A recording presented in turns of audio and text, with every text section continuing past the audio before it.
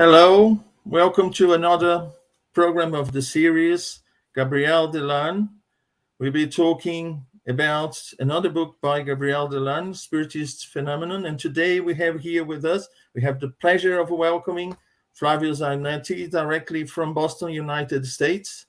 Welcome, Flavio. Thank you. Thank you, Munir. Thank you, everybody. It's Pleasure a to be pleasure here. to have you here.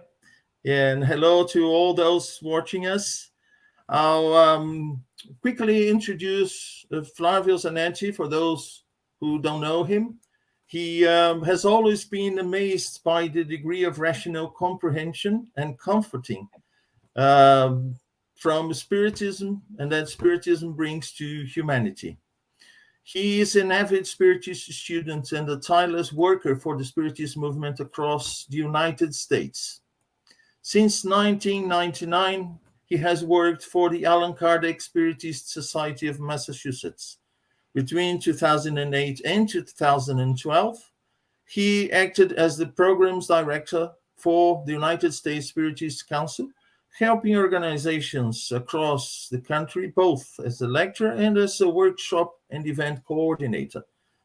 He also contributes by translating books, articles, and course materials for the Spiritist magazine and various other publications. He holds degrees in engineering and in sociology, and as a master's degree in international management and business operations. He lives in Boston, United States, with his wife and two beautiful 10-year-old twin daughters. So, Flavio, again, it's a great pleasure to have you here, and I hand it over to you. Thank you, Munir. Thank you for the warm introduction. Welcome, everybody who is following us either live or through the recorded version later on. Such a great pleasure to be here.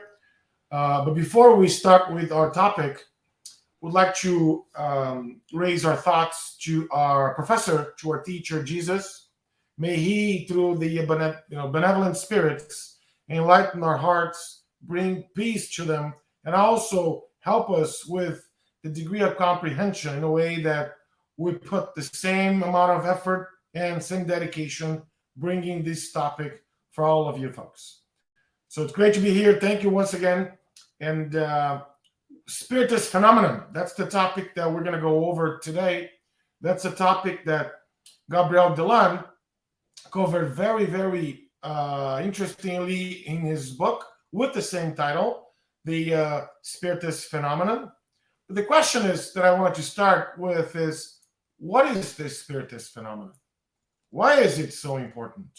Why is it that Gabriel Delanne, the esteemed author and follower of Kardec, why did he dedicate one entire book to go over this phenomenon? Also, what we'd like to do is spend a few minutes going over Delanne's biography to share some interesting facts about his life and some of his accomplishments. And obviously, we'll go into details about how the book was formed, how he wrote the book, what's the underlying message about the Spiritist phenomenon. All right? So, this book, The Spiritist Phenomenon, was written in 1896. So, it's over 127 years old that this book was written. Has anything changed with Spiritist phenomenon? Did we have one phenomenon in the past, one today? Are they still the same phenomenon? Again, those are some of the questions we'll go over as we delve into the topic here, folks, right? So let's just spend a few minutes on Delanne himself, his life. Interestingly enough, his father, Alexandre Delanne, was really Allan Kardec's friend. They, were friends. And then when Allan Kardec obviously founded Spiritism, Delanne's dad had first-hand experience with this new thing called Spiritism.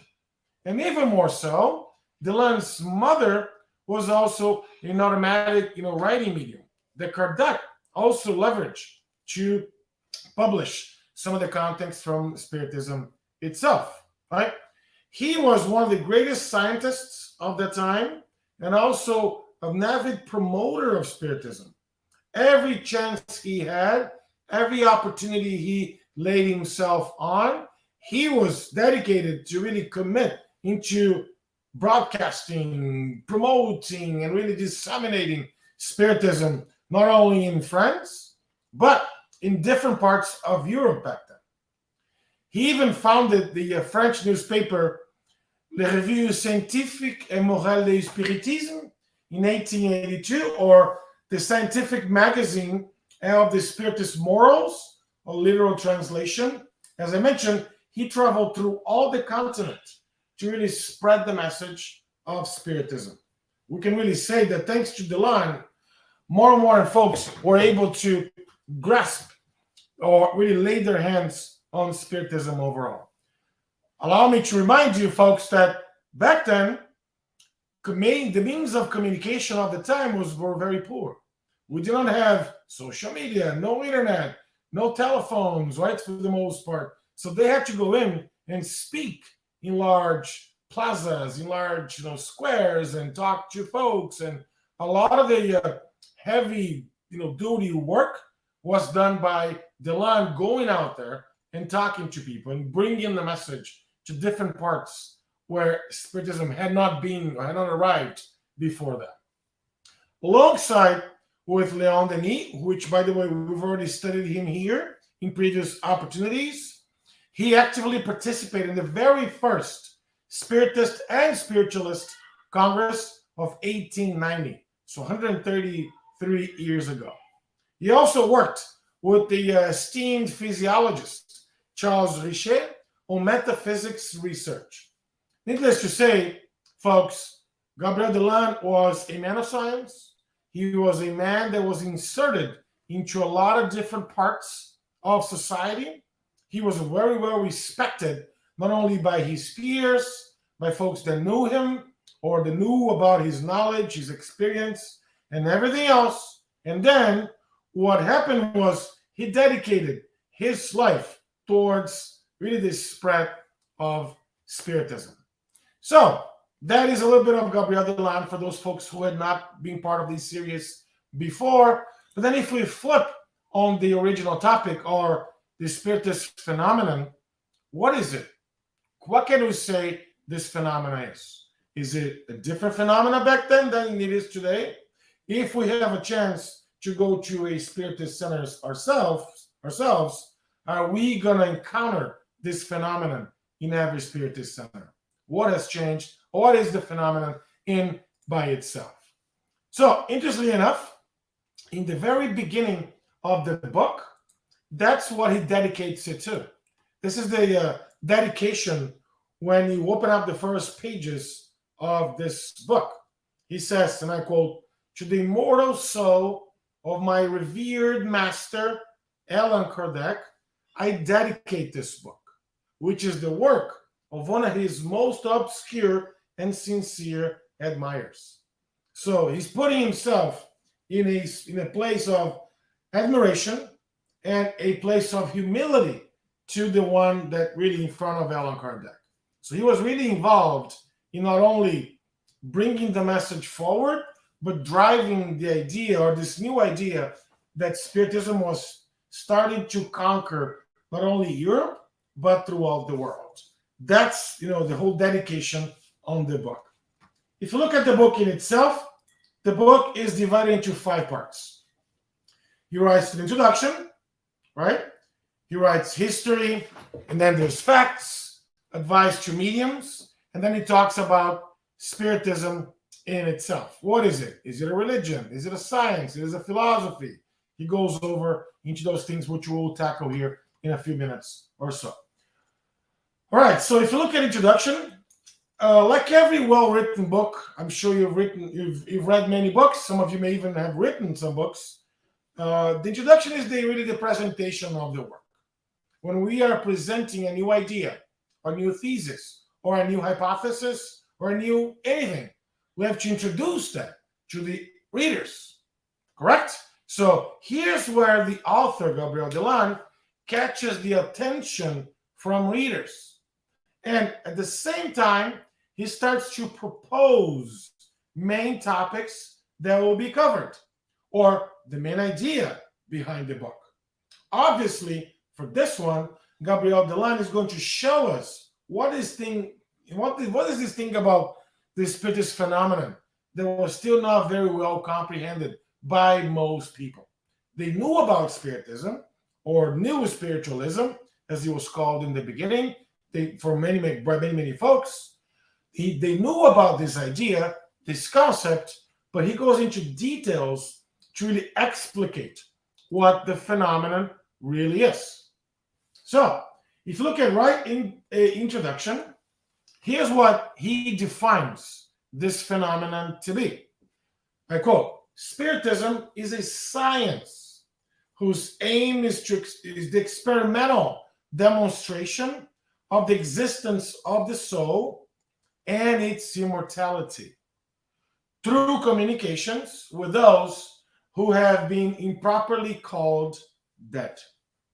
So, right here, Gabriel Delanne, from the introduction, he already defines, he already gives us, here's the end of the book. Here's what you should be able to arrive at a conclusion yourselves when we talk about the Spiritist phenomenon.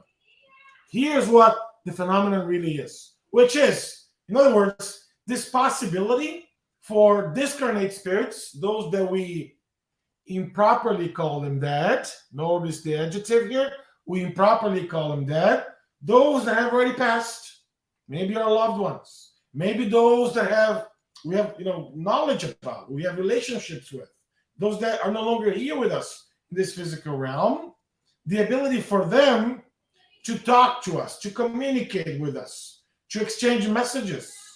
And those spirits, right, are therefore able to do so with us, spirits who are incarnates on earth.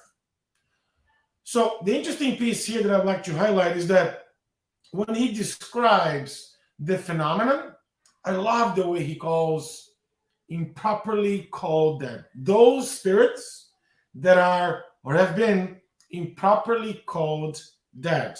Because as we Spiritists know, death doesn't exist.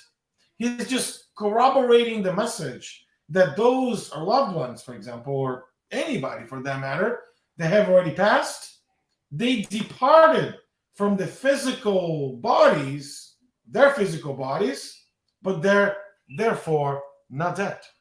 This is a huge critique on the idea or the concept of death, that he's able to just tell us right off the cuff, right off the bat, from the introduction of the book.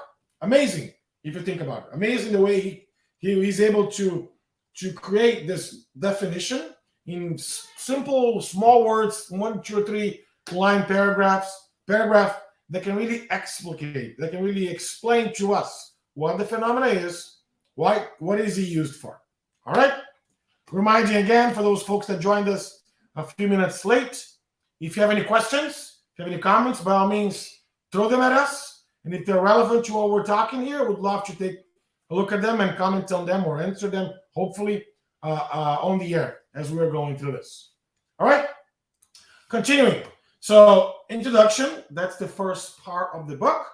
Then, what Delanne does is really he travels through history.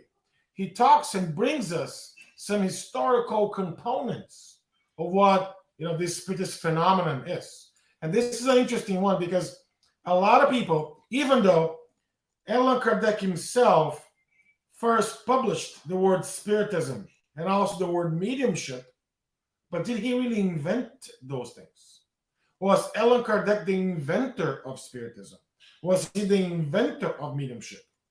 Because if we say he was the inventor of mediumship and Spiritism, or the Spiritist phenomenon for that matter, that would mean that those things did not exist before, because as a man of science, when you invent something, when you discover something, that means, right, from the moment on, you can actually have the repercussions of that invention, so to speak. So Gabriel Delanne does a great job explaining to us that even though Allan Kardec crafted for the very first time the word Spiritism and the word mediumship, those things have been present since the ancient times. Without a doubt, those things have been present since the ancient times. So, what does it mean to us? What does it mean to us that like Spiritism, that follow the Spiritist ideas? Does it mean that I can call Spiritist somebody else that was even before Kardec? What were some of the examples that we can really talk about where Spiritism was present in the old times? So, a few that I wanted to highlight that are part of the book, that obviously we cannot cover the entire book within 45, 50 minutes that we have to spend with you folks, correct? So our goal here is to present some of the main ideas, and hopefully, and a big hopefully here, that may motivate you to go out there, buy the book, or either download it from Amazon, or whatever it is, whatever method you like to read, get the book, right, from your Spiritist centers, and really be able to consume in a way that's more methodologically, and you can really see the examples, the history, the topics, the areas where Delanne goes very, very well into details to talk to us about the Spiritist phenomenon itself. So the first topic that he makes in the history part of the book is, contrary to today, interestingly enough, contrary to today, these practices were the exclusive prerogative of religious leaders like priests, church folks, and everybody else. They were doing those. They've always done it. But the average or the lay person, the average person, had no idea those things were happening. Even today, for the most part, folks that have not had access to Spiritism, for example, have no idea that these things are still happening. Even more so from remote times in history, the evocation of spirits was practiced by a certain man that had made it a specialty, or those are the advisors, or those are the ones that, right, are able to communicate with the dead, and so forth. In Greece, for example, this belief of evocations was general. The general population knew about it. From left and right, they knew about it. And let me bring you some interesting things about the first revelation, or as we learn through Judaism and also Christianity, in a way that it's written in the book Deuteronomy, where it says, or it calls up for us, asks us, let no one amongst us use sorcery and enchantments, nor question the dead to know the truth. Now, let me ask you this, folks. If the Deuteronomy's book is asking us not to do it, what does it mean? Because it exists, correct? Can we agree that once something's trying to prevent something, is because that something agrees? Or if someone is trying to prohibit or prevent something from happening, it's because that something happens, correct? Let me make it clear. So the Deuteronomy, which is the book of laws from Judaism and Christianity, the First Testament, is prohibiting this communication because by that time, previous to Jesus coming, right, second revelation, by that time, a lot of folks were using that phenomenon or that mechanism to do everything for them. Meaning, they were asking the deities or the spirits, same thing back then, hey, should I do this? Should I do that? Should I get a new job? Should I get married? Should I move over? For all the basic and lame questions. Should I eat this? Should I not eat that? Questions that they themselves could have gotten a hand on and answered by themselves or through themselves. But instead, they were looking for the shortcut. They were looking for that quick pill, as we call it these days.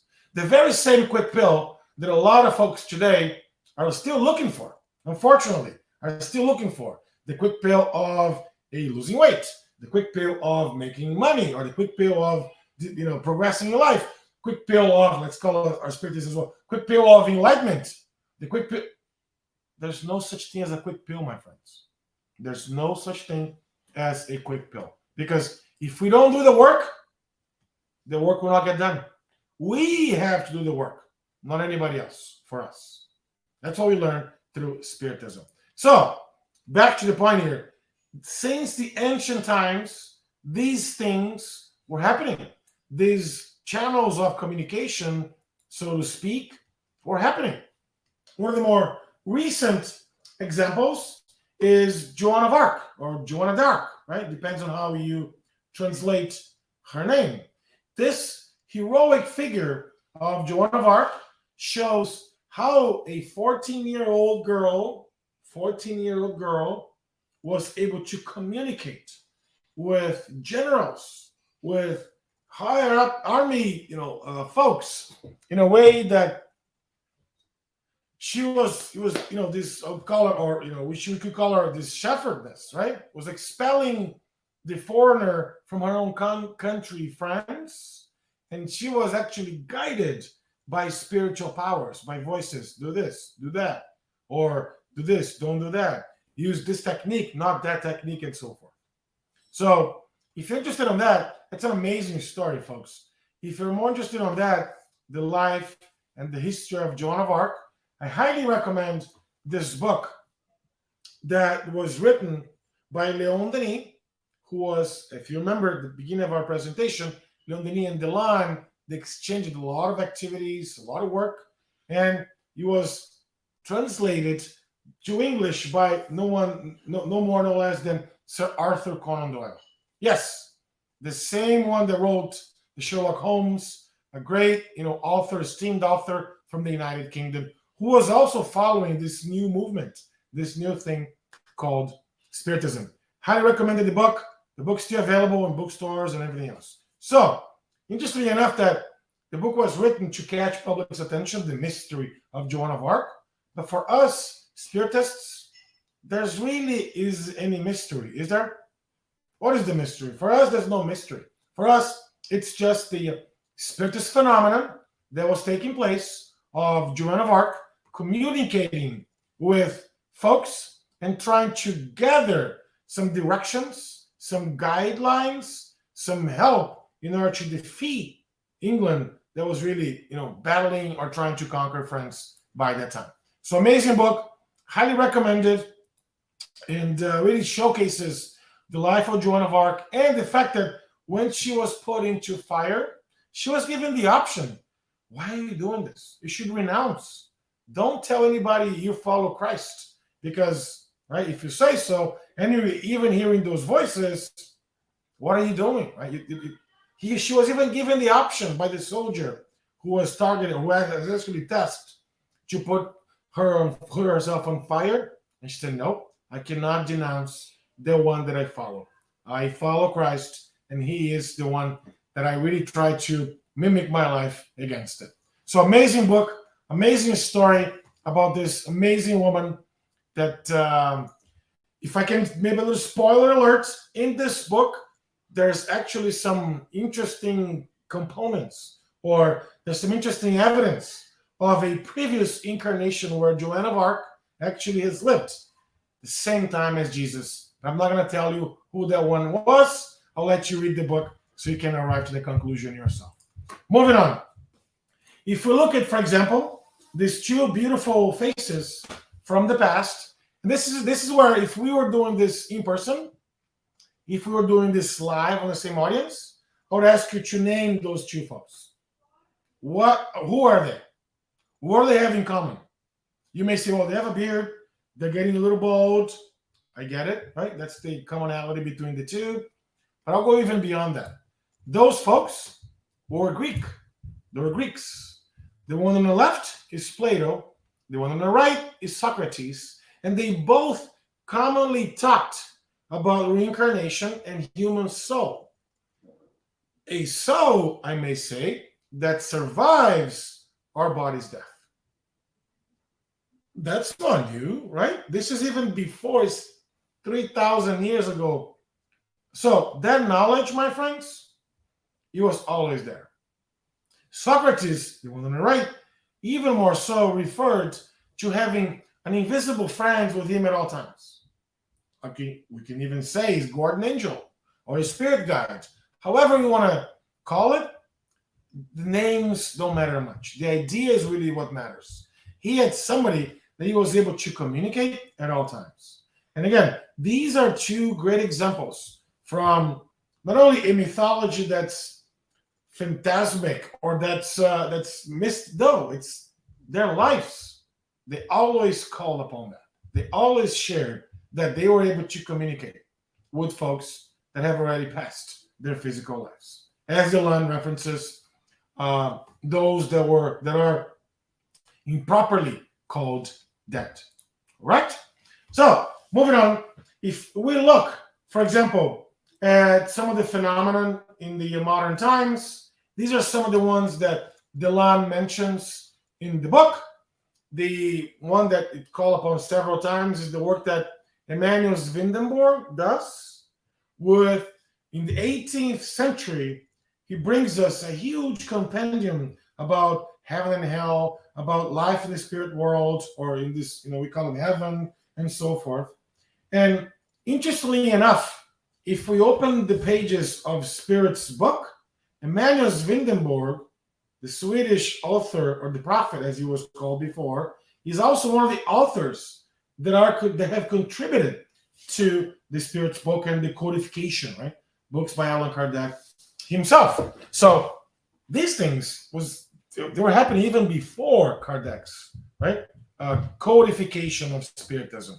That's exactly why we don't say Kardec created Spiritism, but instead he codified, he compiled all these teachings and put them together so that you and I could go in and read and make sense. You and I could go in as a methodological sequence of events. The Spirit's book, 4 parts. The Medium's book, questions and answers, topics, items. The Gospel, which really talks about the Gospel, the Jesus time and his teachings and all. Again, when we look at that, Kardec as an educator was able to put all these things together that are much more easily consumed by you and I now, that are really going down into the pathway of learning Spiritism and getting more familiarity with Spiritism.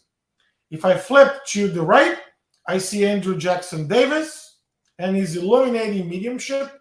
He had an amazing mediumship that was really bringing a lot of knowledge for the American people. Thanks to his mediumship, even in the White House, there were some senses or spiritist phenomenon, right? Mediumship meetings inside the White House. Whoa, hang on. What are you talking about, Flavio?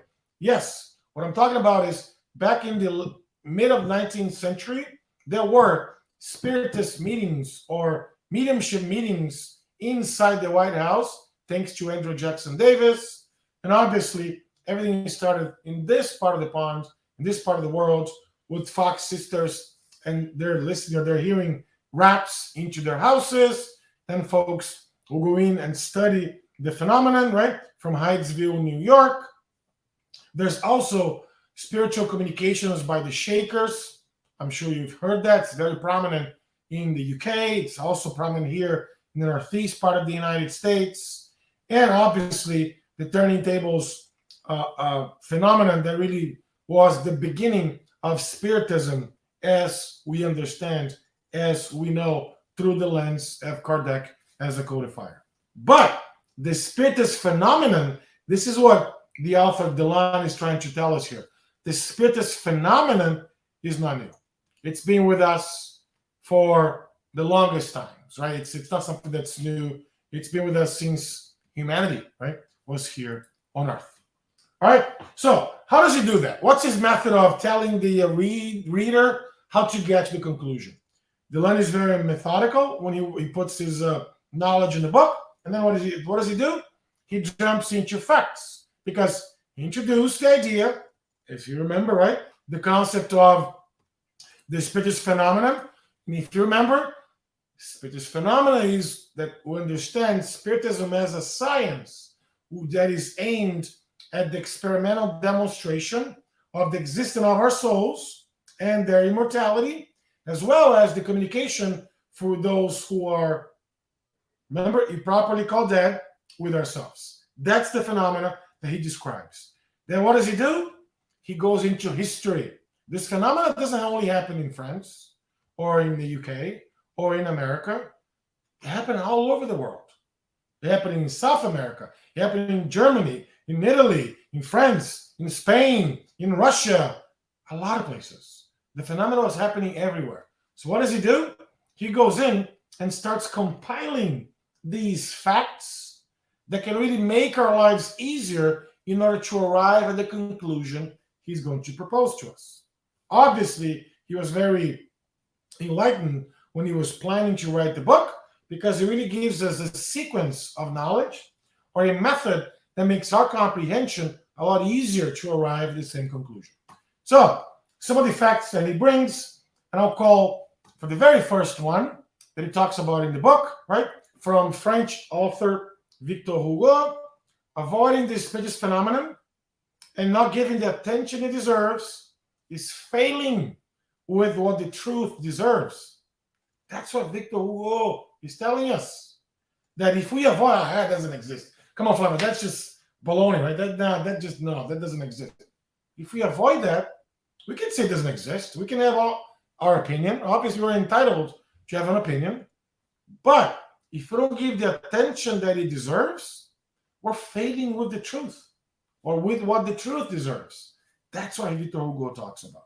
And he was a follower too. He was the one that was brought to one of the turning tables experiments, so to speak, and he was convinced that the table wasn't talking, but it was somebody there behind the table, somebody with an intelligence, somebody that knew things that only he knew when he was invited to the turning tables experiment. And then he was able to confirm that. That's why he's the one. He was one of those that really attested to the veracity, to the truth that Spiritism really brought by that time and still brings to humanity to this date. Now, a little interesting way of bringing some facts that Delanne, explains in the book. There was something that was formed in England by 1867. That was the London Dialectical Society, and this society was a British professional association, like a union, like an association of professionals, that was formed in 1867, as I said, to encourage debate of all questions without reserve, but especially those comprised in the domain of ethics, metaphysics, and theology, because those were the hot topics of the time. So what happened was this association had several folks from the London Society that really had a job to meet up and understand and talk and discuss and debate what some of the topics were there. And there were, illustrious, members of that society. And at one time, they focused a lot on discussing the topic of, guess what? Spiritism or spiritualism, right? Back then. So when we look at that, Delanne explains to us in the book what was the method that the society used, what were the main benefits of having a society which was eclectic, people from different shapes or different ways of life, right? Authors, scientists, professors, professionals, folks from different parts, right? Different types of knowledge to really bring their best to the investigation and report of claims around mediumship, spiritualism, spiritism, right? All those things, the phenomenon in and by itself. And the interesting part of this is when we look at the what Delanne talks about, they were trying to really go after claims, and they found some mediums that were really not mediums. They were trying to really keep up with the Jonases and fake mediumship, and they were able to debunk some of these mediums with a very comprehensive methodology to debunk those folks. But at the same time, what they didn't contribute was for those that were righteous or correct mediums, so to speak, they were able to say, you know what, these guys are the real deal. These folks are, right? We can really attest to those. They wrote reports like the one I'm showing with you here on this slide. This report was from 1871, right? Report number 46 on spiritualism of the Committee of the London Dialectical Society. So that was a real deal back then, folks. This was a big thing in London, or all over the world for that matter. Folks, was everybody was talking about it. It was the newest thing, right? and that everyone was involved, talking, discussing, and trying to learn more about it. And obviously, with that, there were some of those right folks trying to benefit or trying to circumvent and make a benefit for themselves. And these guys were the ones responsible to really bring those folks down or really to debunk those individuals. All right. On the opposite side of that, a very prestigious British citizen now called Sir William Crookes, right, says something that's very interesting for us to analyze or to reflect upon. I'm not saying it's possible. I'm saying it's true regarding the Spiritist phenomenon. He was saying it was the real deal, right? For those of you who don't know or may know a little bit, Sir William Crookes was a British chemist, a physicist who attended the Royal College of Chemistry. I believe now it's part of the Imperial College of London, and worked on the spectroscopy. He was a pioneer in vacuum tubes, the same vacuum tubes that were pivotal for technology to really advance in the 19th century. And that discovery eventually changed the whole field of physics and chemistry as we know it. Thanks to him, some of the developments of the modern world are able to be done now because of the vacuum tubes and all that. He was also credited with discovering the element thallium in the chemical board, or in the chemical elements. And Crookes really became interested in Spiritism when in the late 1860s, he was involved because his brother passed away. And he wanted to know more about what happened and this new thing. And then he thought he was going to debunk the idea of, the turning tables and all that. But on the contrary, right, after his brother passed away, his brother was only 21 years of age, if I'm not mistaken. After his brother passed away, he started to really go after, study, talk to folks, mediums like Kate Fox, Florence Cook was a very famous medium back then, and Daniel Douglas Hume, who was an amazing Scottish medium that was able to, he was seen with amazing materializations everywhere that we know. And that same medium is I'm not going to tell you who it is now, but it's also his reincarnation now. He's a famous medium that is still writing books with us to this date. So after his thorough investigation, he really attested that mediums could produce some paranormal, activities or some paranormal, conditions, and talk to those that were here on Earth. So Sir William Crookes is the one that also Delanne uses to corroborate, to attest the veracity of facts based on this Spiritist phenomenon that was present or still present with us today. Moving on, if I look at the next chapter, or one of the chapters that Delanne uses, he talks about transcendental Spiritism. Now, I think the question that we should be asking ourselves is, what is transcendental? I mean, what does it mean, right? So, transcendental, if you look at the dictionary, for example, it relates to spiritual or non-physical realm, meaning that transcends what we can see, touch, smell, sense, that transcends, that goes beyond all those things. So, transcendental Spiritism surpasses our normal knowledge that a lay person has to this date. That's what he meant by leveraging the word transcendental Spiritism, right? And then he dedicates a full chapter to go over or to explain how Spiritism transcends our knowledge in time. He shows us and lets us witness ourselves some experiences that positively established the real and the concrete objective of the existence of spirits. Do they exist? Why? What's the purpose? Why are we here on Earth? How do we communicate? Why should we communicate? Why can we communicate? All these questions that he goes around by demonstrating to us that in certain circumstances, their presence or the presence of our loved ones can be verified with such rigor and such concreteness that the same processes can commonly be used to really, when we're dealing or when we're interacting with a person that's incarnate, the person that's on earth right now. So he talks to us and explains to us. Obviously, it's a very thorough work that he does, right? Mentioned to us. Here are some of the ones that he talks to us about in the book. The actions of spirits. How do they act? How do they act on our thoughts? How do they act on becoming visible to us, right? Apparitions is a great one, right? Transport phenomenon. For example, Daniel Douglas Home will go out in one window and come back in a different window. And he studied that, the way that the medium transported himself from one location to another. The appearances or apparition phenomenon, where we can see, for example, a dead spirit, of a dead person, or a spirit that's no longer here with us, right?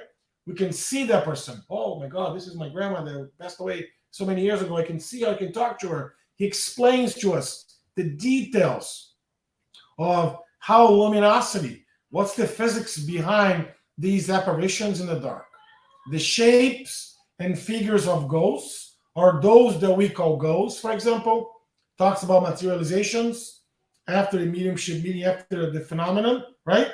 He really understands what those things are. We understand that. He even talks about clairvoyance, the ability to see, right? Mediumship that we can see beyond other people's lives and things and who are around, spirits that are around us. He even talks about clairaudience mediumship, that one that we can hear spirits talking to us, giving us the advice, like Joan of Arc, for example. He even talks or brings some Aksakov experiences and observations. One of the Russian scientists that was really heavily involved with Spiritism back in the days. And then he brings in even some experiences in Italy, America, England, and a few other places. He even goes into touching a little bit on the psychiatry and Spiritism, which was really, really interesting.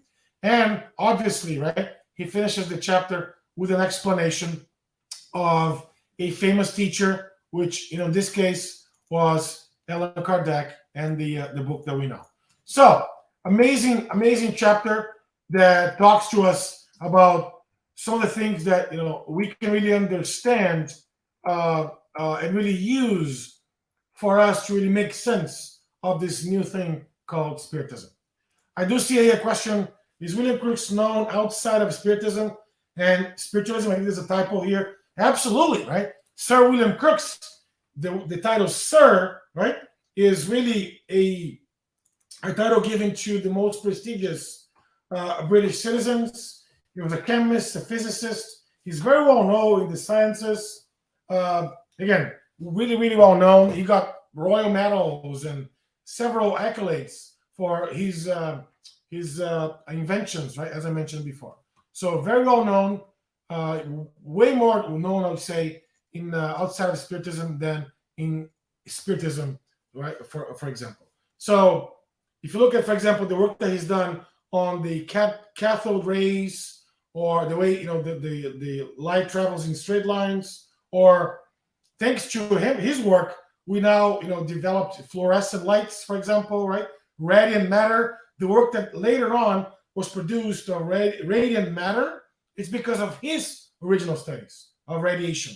So yes, he's got so many accolades that will take us maybe the last of our time here to talk about Sir William Crookes. So if you're interested on, please, right, study some of the life and the biography of Sir William Crookes, which is an amazing one, nevertheless. Continuing, folks. Otherwise, our time is gonna, go over here. If you look at, for example, some of the advice that he gives to mediums are really, really poignant. And I say poignant because nowadays the mediums are all over the place, right? You go to Netflix, there's few shows on mediumship. There are few shows on mediums. If you go to movies, if you go to Hollywood, if you go to pretty much anywhere, the literature and everywhere we go, right, we'll see, the concept of mediumship for people talking to, right, those folks that have already passed. And then Delanne's advice to mediums were very poignant because at the time, as I mentioned before, folks were trying to talk to mediums, right? Hey, let me find a medium here. Let's do this and let's go this. And He was popular. Even in the White House, they had some mediumship meetings. But his advice to mediums were very, very interesting because the very first one that he says is, guess, right? Study. You cannot be a medium if you don't go through rigorous study of the medium's book. Why does he say that? If you remember, I talked to you guys in the beginning, Allan Kardec created or crafted the word mediumship. This word did not exist before Kardec was with us. So he crafted the word for the very first time, mediumship. So he publishes this amazing compendium of mediumship studies. Look at what Delanne mentioned about Kardec. He patiently devoted himself to this work, which contains the most complete data we have about the beyond world, how we communicate, what are some of the steps we need to take, what are some of the precautions we have to take. For 35 years, this is Delanne saying, for 35 years, Delanne has seen all those teachings, all Kardec's teachings, being verified daily. Daily, my friends. And it is possible to judge their value for not having been contradicted. Everything that Kardec wrote on the medium's book, Delanne was working with it, using it as a guideline, as a method to really go over or to produce mediumship meetings, so to speak. Obviously, there are a few more advice to mediums as he brings to us, right? Some of them are retreat, self-communion, let's take care of ourselves, of our lives, how we conduct our lives, the homogeneity of thoughts, meaning the whole mediumship group together, not one individual person as a medium, because it's a lot easier to follow if you're by yourself. Whereas if you have a mediumship group, it's a lot more difficult, right, for that group to fall or to go in sideways. Regularity or uniformity is really important of that group, not for the mediumship practice, as he mentioned. Patience, obviously. I mean, the famous Brazilian medium, Francis Xavier, would always say, right? When I make a call, I can ring, but the call is made from there to here. And a lot of people, they give up. For example, mediumship. Oh, I really want to talk to my mom who passed away 20 years ago. I haven't heard anything about it.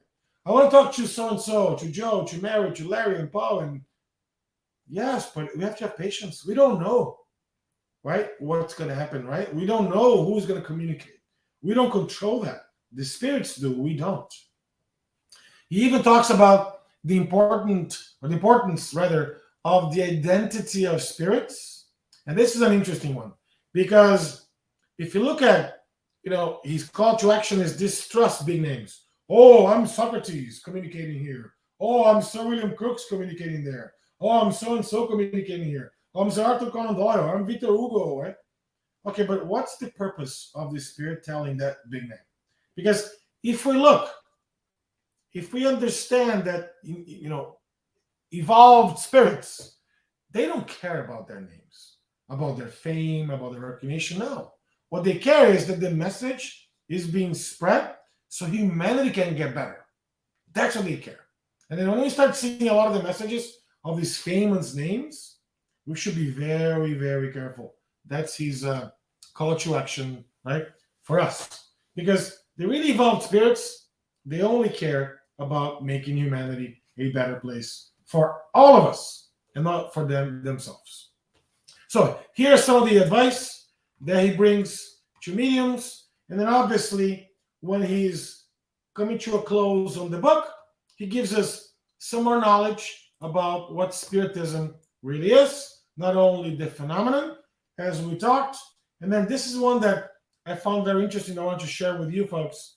It's an ask, so to speak, right? He writes, I quote, "May these facts implant in our consciousness the conviction of immortality, no longer based only on faith or reasoning, because they're there. He acknowledges that they're there, but solidly based on science and its severe and positive method." Because there's a method. There's a rigorous method that they used to really produce these communications, to really get them right in a way that they make sense for all of us. For all of us. Correct? So that's what he starts and talks about it when, again, call to action for all of us on Spiritism overall. But if I look, for example, and I ask the question, what is Spiritism? Is it a religion? Is it a science? Is it a philosophy? Or boy, can it be all three? Obviously, Delanne, with his scientific background, he was one that was telling us, right? Hey, the way I see Spiritism is like a science, right? Or rather, a progressive science, because it's always progressing. Let me make a parenthesis here, folks. Yes, Spiritism started with Allan Kardec in 1857, April the 18th. But he has not ended with Kardec. Leon Denis came afterwards. Delanne came afterwards. Other authors came afterwards. Still today, there's some publications being written on Spiritism and all that. Some of them, they're telling the same things as we learned from Kardec.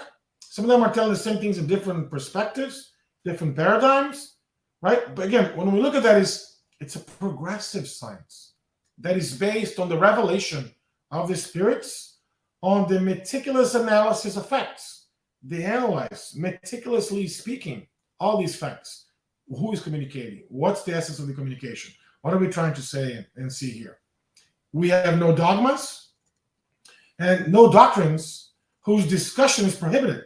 That's why I invite you all. If you're not satisfied with these topics, don't believe Flavio. Go out there, do the research. Think critically by yourselves. Is Spiritism good for me? Do I have a better life thanks to Spiritism?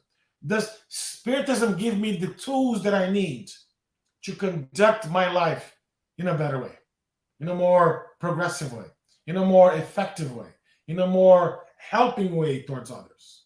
And then, obviously, in addition to the communication between the living and the dead, and the principle of reincarnation, which we subscribe, obviously, right? Without reincarnation, there wouldn't be, divine justice.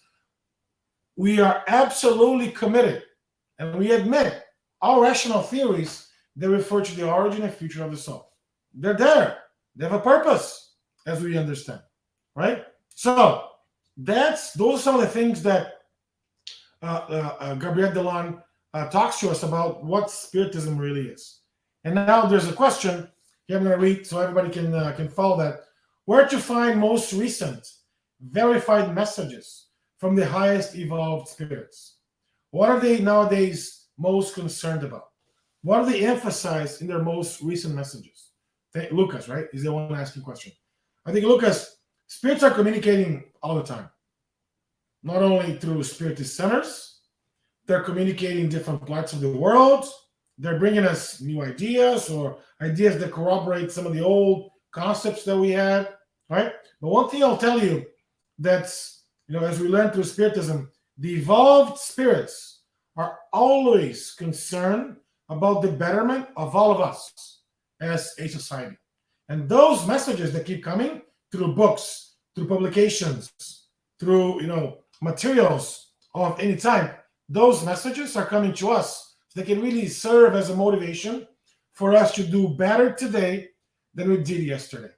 For us to be better spirits, incarnate spirits today than we were yesterday. And if those messages are bringing us to the future, to the positive, to the next steps, those are indeed messages from evolved spirits. But as Delanne mentioned, we got to be careful because sometimes some of these messages, come and follow my religion or my idea or my evolved spirits, they don't care about themselves, the individual themselves. They care about the betterment of society, of humanity as a whole. That's why we should be careful. That's one of the advices that Delanne does to all of us, right? So before I wrap here, folks, one thing that I'll say as well is Delanne is very, very meticulous in writing this book in a way that he brings the idea of Spiritist phenomenon, not only about this mystery, it's mystic, no. We see that all the time, every day, all the time, right? The Spiritist phenomenon is with us, and all of us have access to it. Sometimes we don't understand, sometimes we don't acknowledge that, but let me give you an example. If you're going through a problem, if you're going through a difficulty, if you don't know which decision to make, once you pray, once you stop, right, all the noise outside, once you retreat yourself, once you enter into self-communion, and by the way, Jesus himself did that too when he went to the mount to pray sometimes. When we enter that situation and we avidly pray to our Creator, to Jesus, whatever it is that we pray for, when we do that, we're asking for help. When we do that, we're hey, I need some help. I cannot really go through this. I need the way to see the end of the tunnel or an exit for all these difficulties. Once we throw our asks, our requests out there, oftentimes we receive the response in the form of intuition. But we're so busy with our daily lives that we think sometimes that intuition is our thought. Oh, yeah, I came across this. Great. Yeah, let me do it. Oftentimes that idea or revolutionary idea that we had is really the intuition of our good spirits acting, right, in our lives. That's why when we talk about the logical paradigm of Spiritism, right, it's really based on facts. Based on facts that are, according to reasoning in a rigorous logic, give Spiritism a characteristic of a positivism, way that tomorrow will be better than today. And that positivism suits our times, no matter where we are. That's what Allan Kardec mentioned in the book called The Spiritist Journey, right, from 1862. That's why I like to call Spiritism as this progressive body of knowledge or toolkit that all of us have in front of us that can help us really face all the adversities, all the challenges, all the opportunities as well that are thrown in front of us. And thanks to this, we can be better tomorrow. Thanks to this, we can be better spirits tomorrow. Thanks to this, we can see an opportunity every time we see a loved one, or every time we see someone, for that matter, needing help. Every time we see someone asking for help, it gives us the motivation. You know what? Let me extend my hand and let me help that brother out. Let me help that sister out. Let me help that person out to be better, him or herself as well. And the more I do this, the more I embark on this journey, not the journey that Kardec did for this book, but on my own personal journey, the better I leave that journey. The more connected I am with the phenomenon itself, but most importantly, with my spirit guide, all of us spirit guide, which is Jesus, which has given us all the teachings of how to live a very more upstanding life. Folks, I hope this has been helpful. Again, there's so much more that we can cover for the booklet itself. I highly recommend and suggest all of us, read that book again. If you have read it before, read it. If you haven't read it, there's so much information there that was not only important back in the days when it was published, right, 130 years ago, but it's still very relevant to our day that we live. So thank you so much. And Munir, back to you for the end. Thank you so much, Flavio. It's been a thought-provoking talk, brilliant, packed with information, things that will take a while for us to digest, and also an invitation for us to go to Delanne's books and read them thoroughly. I just want to point out two things that Delanne mentions in his preface of this book. The first one is that he says the experimental demonstration of the existence of soul and its immortality. This is the scientific aspect of the Spiritist doctrine, of Spiritism. And you mentioned something very important. Kardec is not the end point. His work is the starting point. Basically, throughout history, you have elements that when you get together, we can then compile a work. And also the teachings came from spirits, not from us, but we could use examples through the development of humanity as a whole and mediumship and other aspects of us. We can see that the theory presented by the spirits with their examples compiled by Allan Kardec in his wonderful work, they are the basis for us to understand past and also develop our future.